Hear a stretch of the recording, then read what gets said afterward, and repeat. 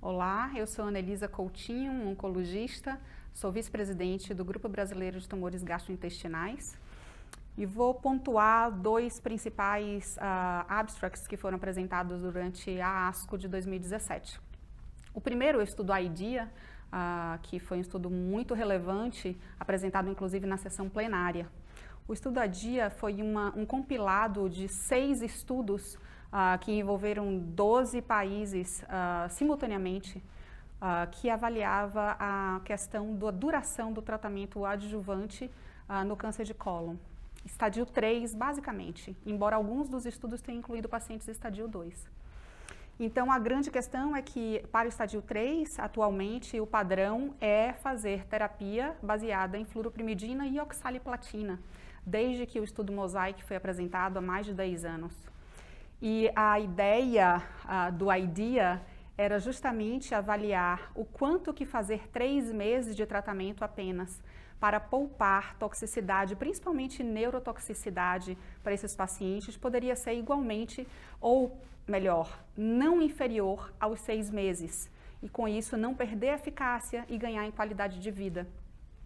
Então, foi um estudo bastante grandioso, eles incluíram mais de 12 mil pacientes nesse estudo e foi uma avaliação feita com análise individual dos pacientes em cada um dos 6 estudos, mas pensado prospectivamente para a inclusão desse compilado. Então, assim, para não inferioridade, foi escolhido o número avaliado estatisticamente, né? O endpoint era sobrevida livre de doença em 3 anos e eles avaliaram o hazard ratio, foi escolhido 1,12 de hazard ratio. Então, para esse objetivo global, o estudo não atingiu a marca que pudesse comprovar a não inferioridade dos 3 versus 6 meses para a população global. Mas, entretanto, foi pré-determinado uma análise de subgrupos. Esses subgrupos eram subgrupos definidos em relação ao risco, então eles dividiram em 2 subgrupos, basicamente os T1 até T3N1, que foram considerados os pacientes de mais baixo risco em estadio 3, e os pacientes que seriam T4 ou N2, que são os pacientes de mais alto risco.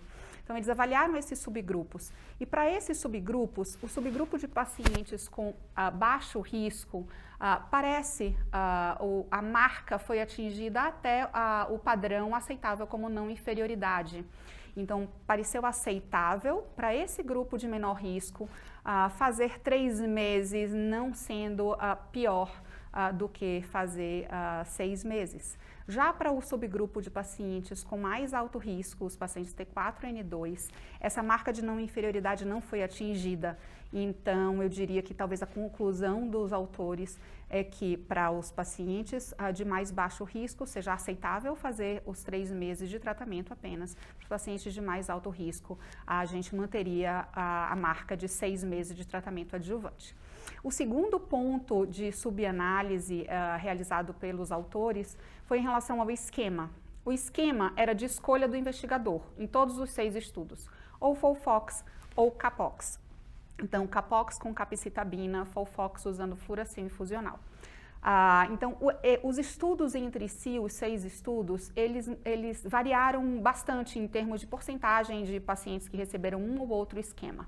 Mas na subanálise, né, pré-estabelecida, embora não tenha sido o objetivo principal do estudo, eles observaram que os pacientes que receberam CAPOX, especialmente no grupo de pacientes com baixo risco, eles conseguiram ficar na margem da não inferioridade. Então, para os pacientes que eram baixo risco, que receberam 3 meses, CAPOX talvez seja o regime que demonstrou melhores resultados.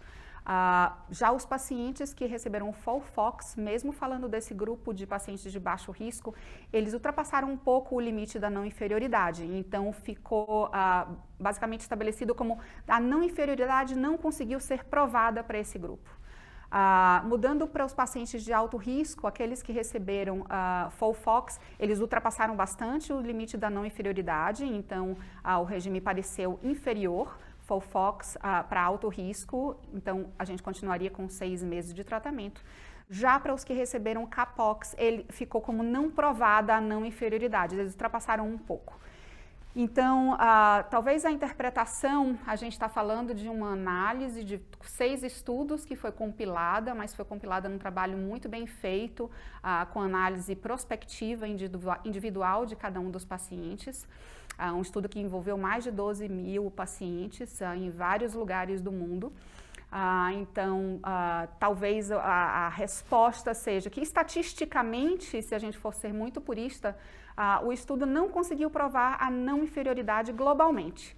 Entretanto, do ponto de vista clínico, talvez seja bastante razoável a gente considerar que para os pacientes que estão de baixo risco, fazer 3 meses de tratamento parece bastante factível. Eu acho que a gente não vai estar causando nenhum mal para os pacientes, uma vez que a diferença, inclusive, em termos de porcentagem de benefício, não chegou a 1%, né, de diferença.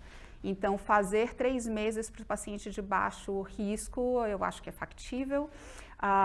Talvez considerar fazer CAPOX para esse subgrupo de pacientes, embora o estudo não foi desenhado com esse propósito.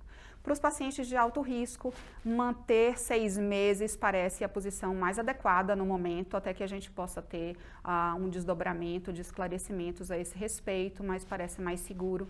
E aí a escolha seja de FOLFOX ou CAPOX, e obviamente com todas as interpretações pessoais que são direcionadas a cada um dos seus médicos, aí pacientes considerando toxicidades, interromper a oxaliplatina precocemente ou não, e aí fica a cargo individual de cada um. O segundo estudo, que foi o estudo FLOT4, ele foi apresentado pelo Dr. Albatran na sessão oral de tumores não cólon-reto da seção gastrointestinal. Foi um estudo extremamente importante também, um estudo que avaliou os pacientes ressecáveis de câncer gástrico, adenocarcinoma ou de junção, para terapia perioperatória, então, e usando um dos 2 esquemas. O esquema padrão que se viu como base de comparação foi o esquema ECF ou ECX, que é o esquema mais comumente utilizado no tratamento perioperatório. E foi comparado com o esquema FLOT, que incluía uma taxana juntamente com a fluoropyrimidina e a oxaliplatina. Então, esse protocolo randomizou os pacientes, incluiu mais de 700 pacientes. E foi extremamente importante o dado, porque eles conseguiram alcançar uma marca para o objetivo primário do estudo, que era a sobrevida global, de 50 meses de sobrevida, versus 35 meses para o regime controle, que era o SF ou SX.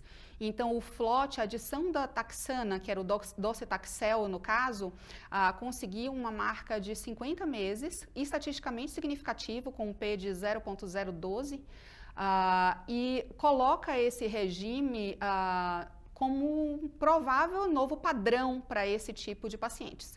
Obviamente que é um regime intenso, a maioria dos pacientes do estudo eram pacientes mais jovens, pacientes pelo menos abaixo de 60 anos, embora tenha sido incluídos pacientes até um pouco mais de 70, e a toxicidade foi bastante manejável comparado com o braço controle. Então, considerando o excelente benefício do estudo, a gente deve fortemente considerar o regime FLOT como uma ótima opção de tratamento perioperatório dos pacientes com adenocarcinoma gástrico e de tumores de junção.